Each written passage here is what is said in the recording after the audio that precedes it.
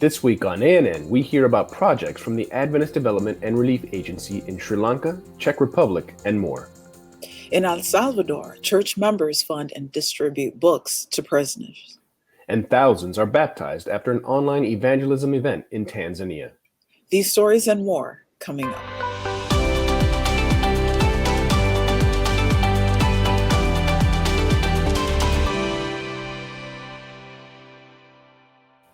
Thank you so much for joining us this week.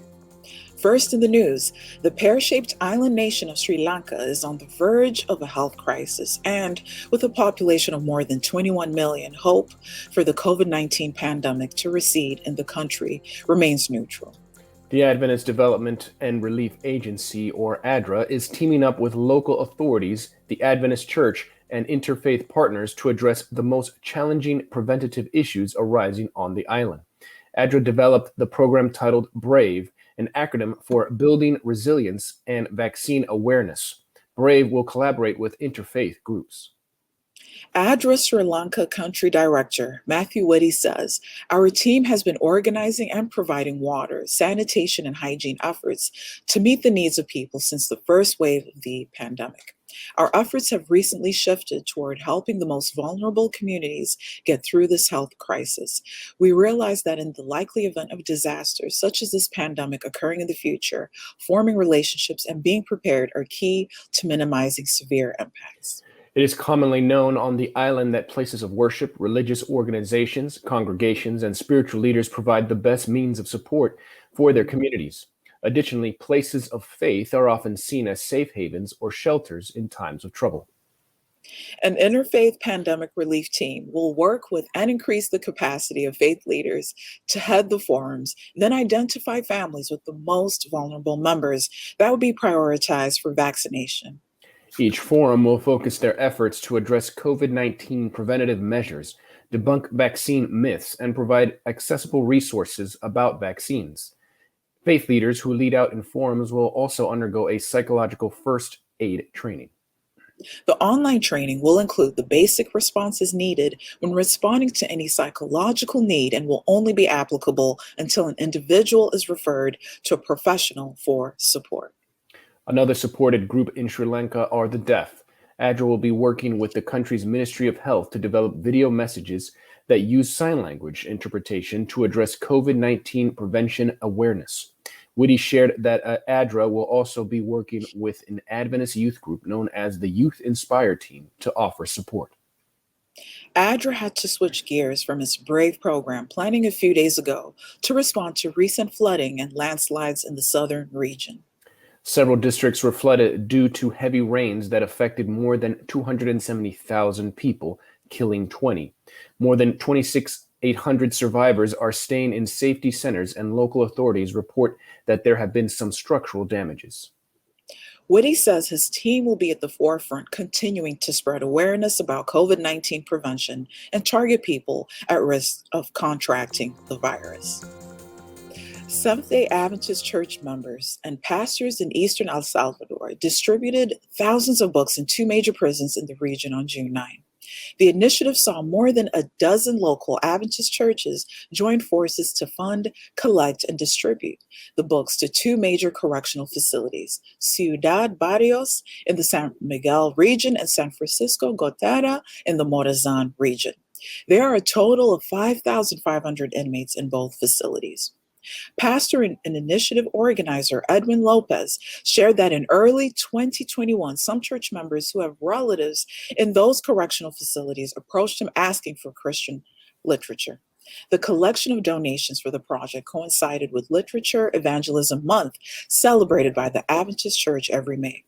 Among the books distributed were several classics by Adventist Church co-founder Ellen G. White, including Spanish editions of Steps to Christ, Desire of Ages, and The Great Controversy. Churches also distributed other books by Adventist authors on topics such as prophecy, end-time events, and the seventh-day Sabbath. Leaders shared that after obtaining funds and purchasing the materials, every participating church dedicated the books to God on June 5. Members asked for a special blessing on each book and on the person who would receive it.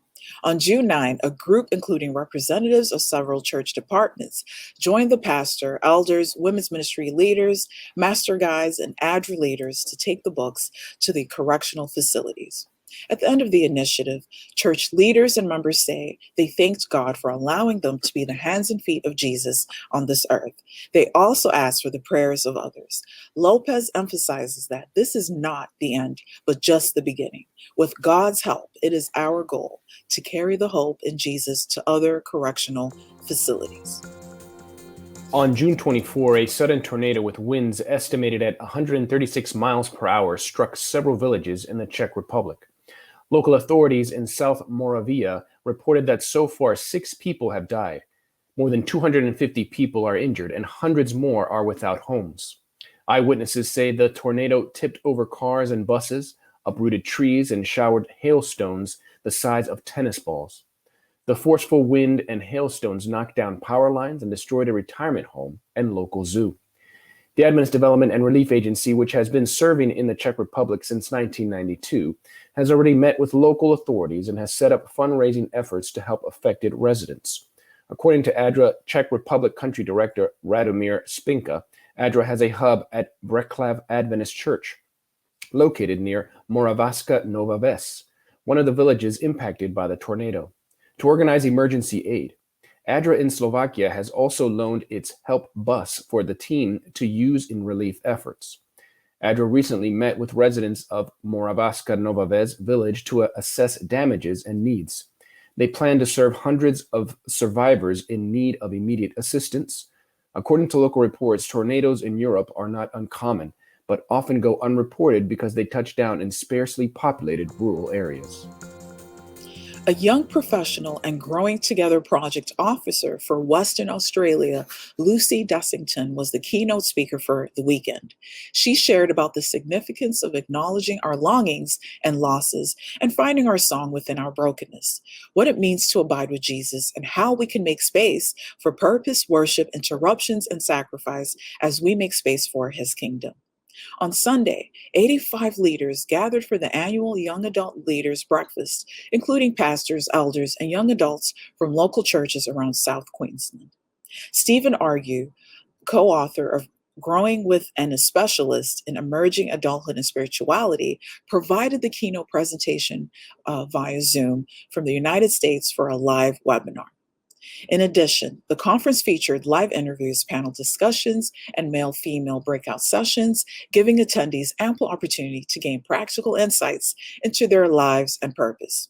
Young adult specialist for South Queensland's church support and development team, Alina Van Rensburg, said, "Throughout the weekend, made possible by over 70 volunteers, we were challenged and empowered to step into a new season of spiritual growth and renewal." More than 28,000 people sealed their acceptance of the Adventist message with a spectacular baptism ceremony in the country of Tanzania following a 3-week evangelistic campaign. The message was broadcast live from the city of Dodoma at Ciudad Adventist Church and relayed to more than 3,000 sites across the country.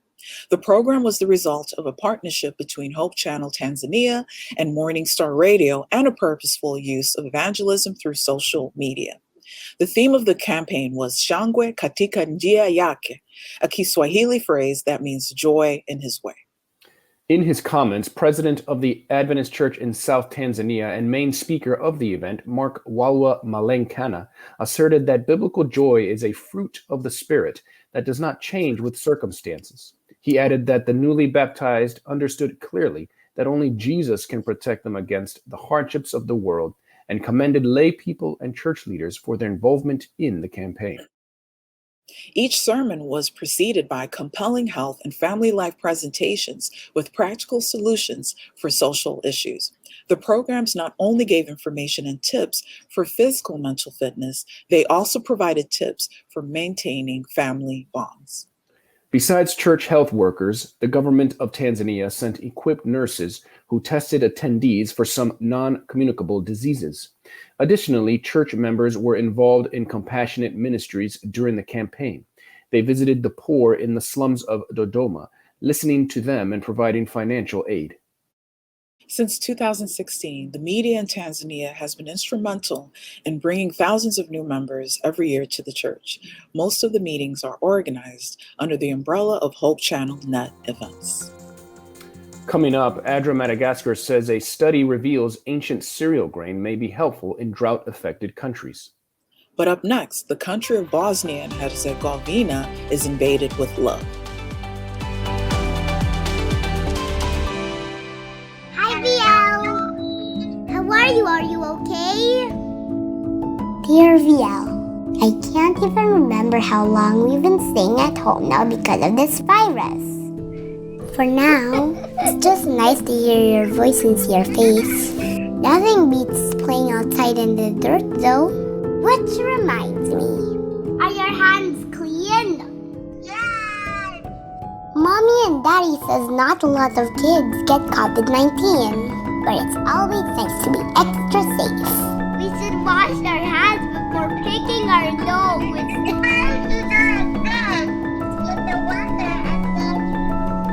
Washing our hands protects us, but it also keeps us from spreading the virus in case we touch something dirty. Let's always be clean and safe, okay? Love, Joey.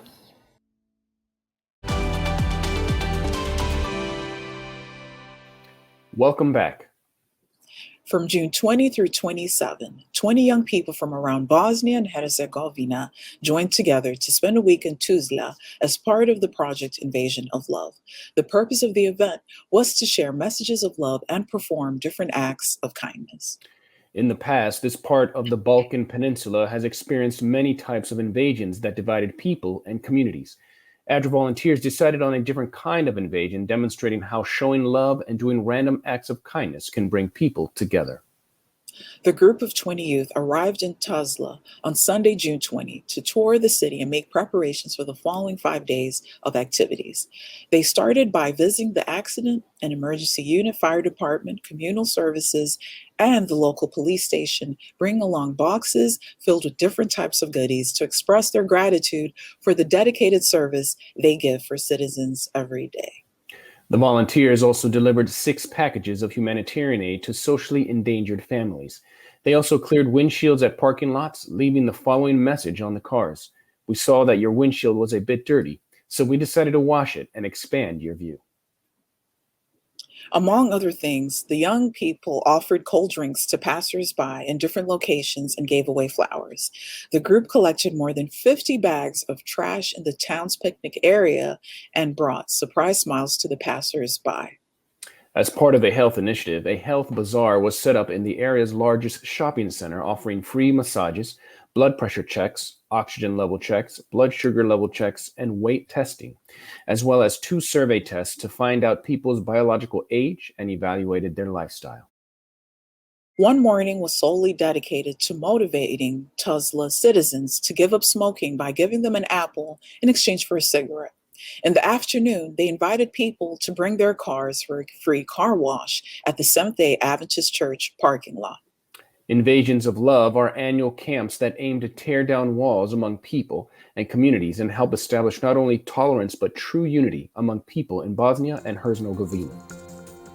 Since 2015, the Adventist Development and Relief Agency, or ADRA, in partnership with USAID, has implemented a food project in South Madagascar, which has been heavily affected by severe drought and widespread crop failure. Sorghum is an ancient cereal grain that grows as tall as corn and is drought resistant. It doesn't require much water to grow and can be ground into flour or used as livestock feed. It is gluten-free and can be substituted for wheat flour and is reportedly packed with nutritional benefits. In southern Madagascar, successive drought cycles have led to widespread crop failure.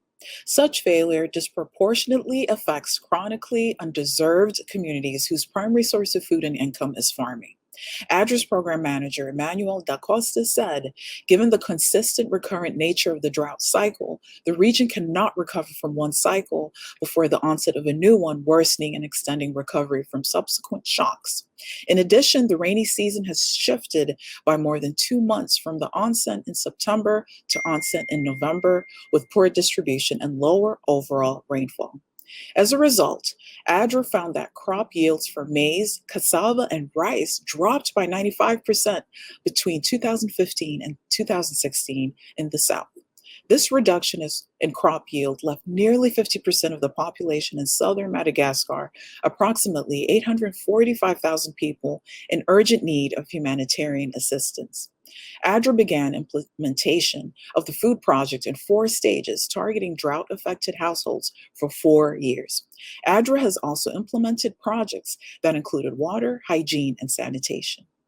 During the first year of implementation, ADRA focused on promoting drought-tolerant food crops like maize, cassava, sweet potatoes, and cowpeas. However, drought led to severe crop losses, especially for maize, estimated at 70%. By the 4th year of the project's implementation, ADRA connected with nearly 30,000 households to adopt sorghum as a food crop for production. A post-survey of over 200 households was conducted to see how sorghum did compared to maize. Survey participants reported it was easier to cultivate sorghum and that the grain does not depend on quality soil for production. ADRA's implementation of sorghum in South Madagascar significantly strengthened the local community and farmers' view on a tiny grain. Students from Escola Adventista de Anápolis in Brazil joined together to help the Little Abandoned Light of Jesus Institute, which shelters children, teenagers, and people with physical and mental needs. According to the organizers, 72 food baskets were donated, as well as school supplies, baby bathtubs, and books with messages of hope. The project was organized by the school's mission agency, an Adventist Education Initiative. The objective of the agency is to encourage students to participate in mission and learn to talk to others about Jesus. Along with delivering the donated items, the students interacted with shelter residents. Students and residents enjoyed singing songs, playing games, and praying together. According to the organizer of the event, Renan Abreu, they have a vision to help the local community. He reports that in addition to the sense of outreach that was instilled in the students learn lessons for life through the projects. Abreu said, "I believe that the greatest learning is empathy and a sense of appreciation in small things. The needy reality of those children we cared for caused emotion in the students.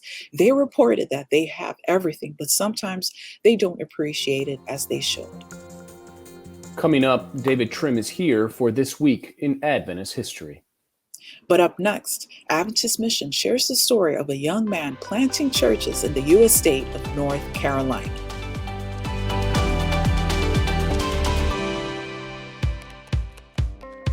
We may look, pray, read, think, worship, sing, and share differently, but we all look forward to the Sabbath. And we all look forward to the future when Jesus will come again. With this message in mind, we arrived at a core component for a new identity system, the creation grid, a simple 7-column structure for layout.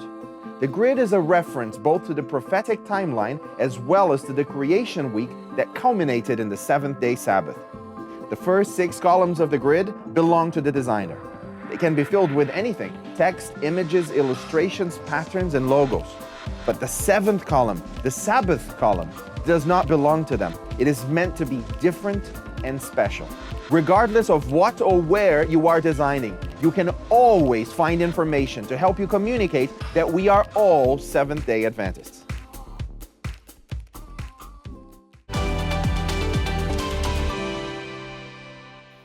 Welcome back. As a child, Jimmy was part of a large population of Karen who escaped persecution to live in a refugee camp in Southeast Asia. Now Jimmy is planting churches for Karen refugees in the U.S. state of North Carolina. Adventist Mission has more.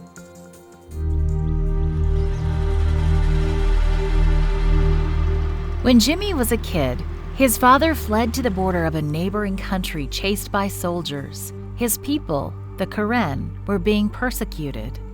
With help, Jimmy was eventually able to travel through the dense jungle to reunite with his father.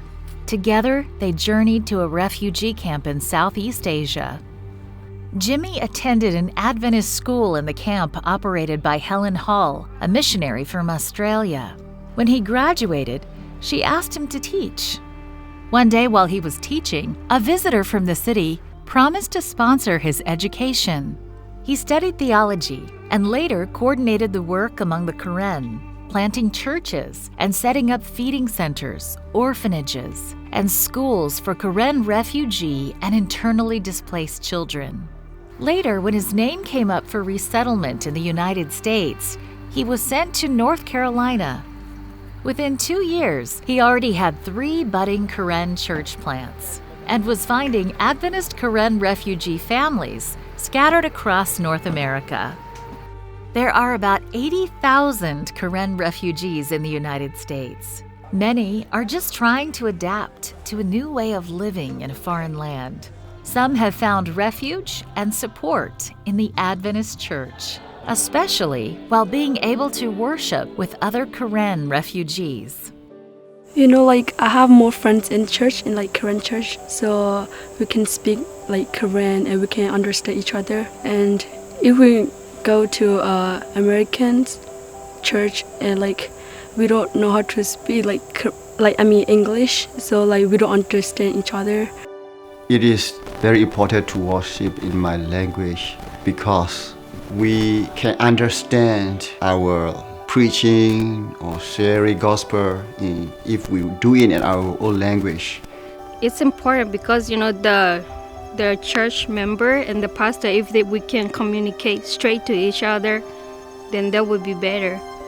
Because if they feel needed help, they don't have to go to the interpreter, and then the interpreter has to translate it to the pastor again, because some of the personal problem we don't want to tell to the other person, so we can just go straight to the pastor.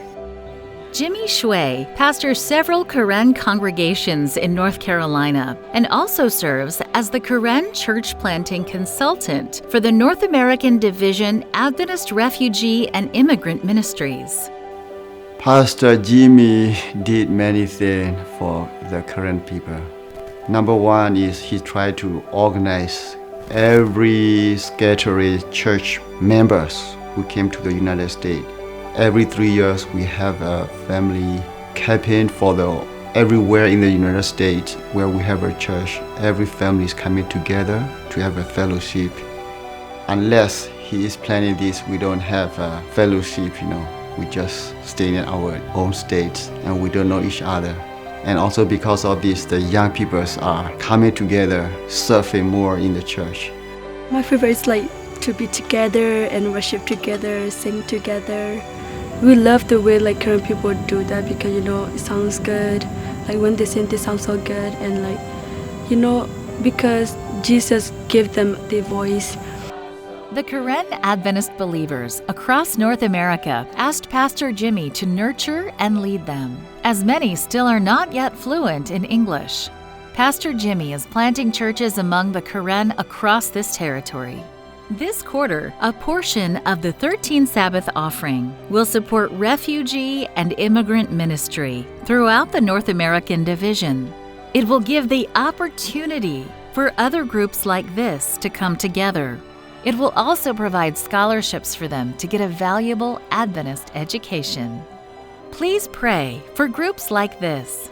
Pray that they find comfort in Jesus as they transition to life in a new land. Thank you for supporting the 13th Sabbath offering.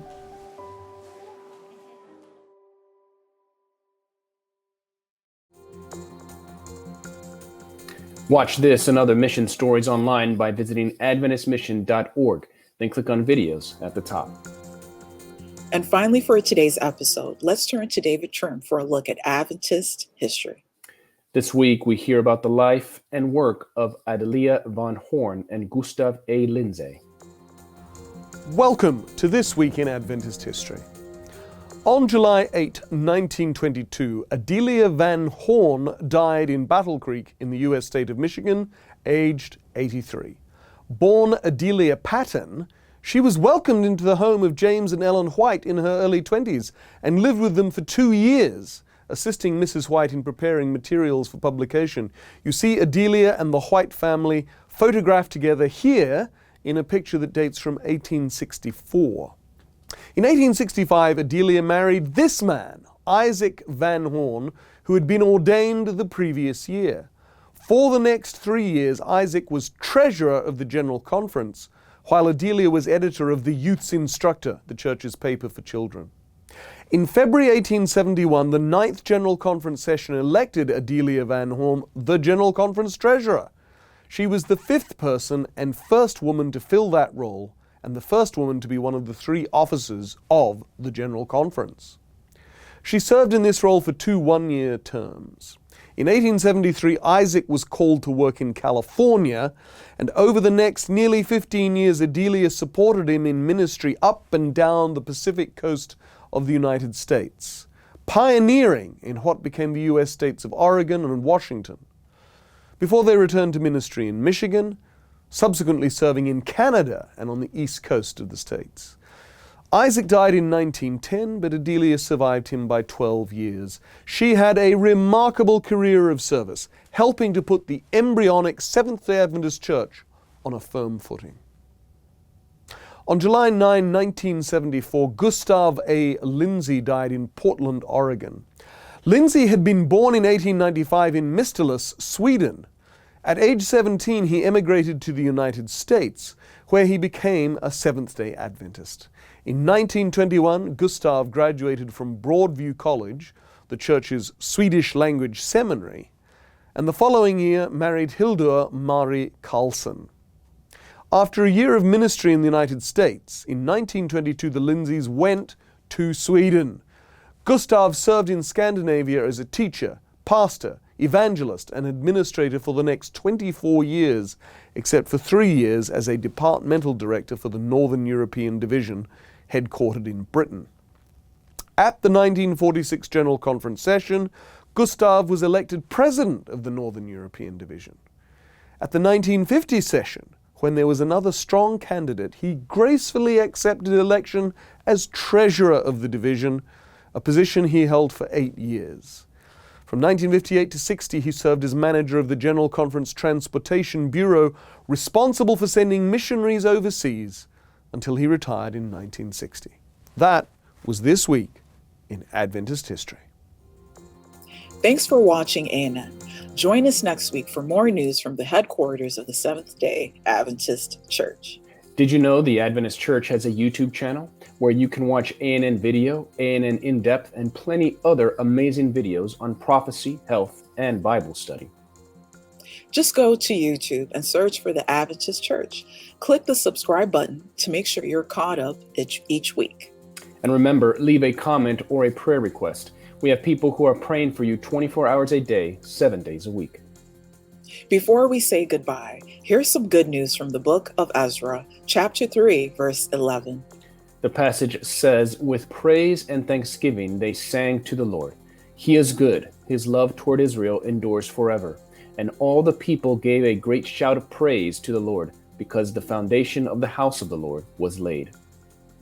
That's our program for this week. And remember, you can always visit Adventist.news for daily news and videos. Until next time, God bless. Take care.